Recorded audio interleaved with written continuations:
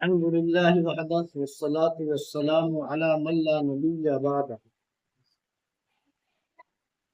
جیسا کہ آپ حضرات جانتے ہیں کہ وضو کا بیان چل رہا ہے، وضو کے فرائض کا بیان ہوا، اس کے بعد میں وضو کی سنتیں آپ کے سامنے ہیں،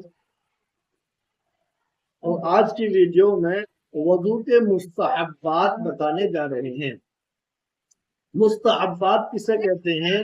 مستحبات وہ چیز ہے کہ آدمی اگر کر لے گا تو ثواب کا مستحق ہے، اور نہیں کرے گا تو کوئی گناہ یا عذاب نہیں ہے، اس کو مستحب کہتے ہیں۔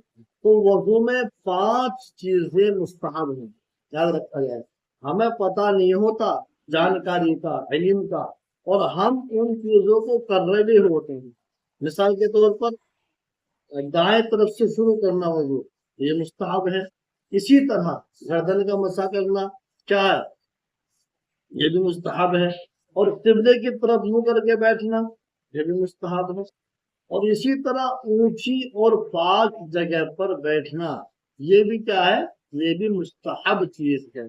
ہمیں مستحب کے بارے میں پتہ نہیں ہے، حالانکہ ہم ان چیزوں کے اوپر عمل کر رہے ہوتے ہیں، تو یہ کیا ہے؟ مستحب چیز ہے، یعنی ہم ان کو کریں گے ثواب ملے گا، اور اگر نہیں کریں گے تو کوئی عذاب نہیں ہے۔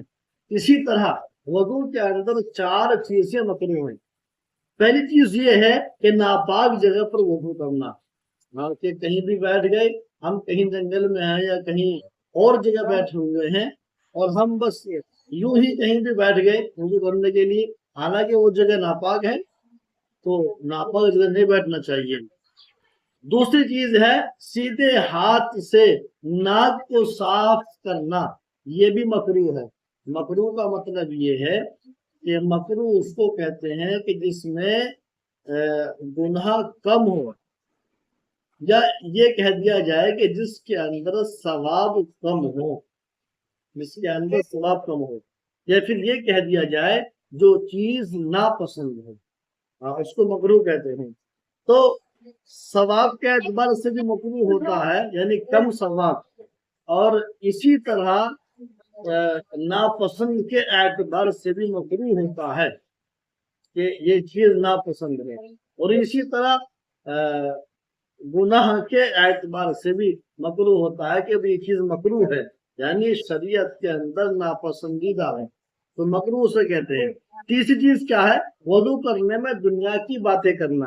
اور چوتھی چیز ہے سنت کے خلاف وضو کرنا۔ سنت کے خلاف کیسے؟ کہ پہلے جو پاؤں دھو لی، پھر منہ دھویا، پھر ہاتھ دھوئے، ایک طرف کی غلط کر دی، تو یہ سنت کے خلاف ہے۔ یا ایک بار کلی کی بس، ایک بار ناک میں پانی ڈالا بس، ایک بار چہرہ دھویا، وضو تو ہو جائے گا لیکن سنت کے خلاف ہوگا، ہمیں سنت کے ادا کرنے کا ثواب نہیں ملے گا۔ تو یہ آپ کے سامنے میں نے وضو کے مستحبات اور وضو کے مکروہات بیان کیے ہیں۔ اللہ تعالیٰ ہم کو توفیق عطا فرمائے۔ والسلام۔